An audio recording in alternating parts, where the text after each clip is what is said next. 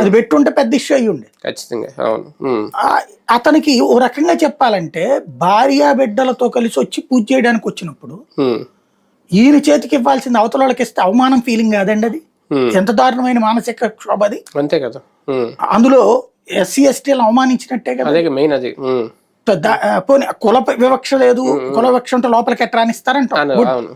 కానీ అంతకు ముందు పోనీ ఏమన్నా ఎంపీలే చేస్తూ ఉండి ఇప్పుడు ఎమ్మెల్యే అడిగాడంటే తప్పన్న. ఒక రకంగా ఇదే కొత్త సాంప్రదాయం ఏమో మరి. ఎంపీ వెళ్ళి చేస్తామని అనుకో, ఎంపీ కూడా పూజ చేస్తాం మంచిదే, పూజలో పాల్గొనొచ్చు తప్పలేదు. అక్కడ ఇంకా ఎంపీ హుందాగా ప్రవర్తించాడు, ఇచ్చేసాడు. అది అవును, నవ్వుతో ఇచ్చేసాడు తప్పించి ఆయన ఏమన్నారు.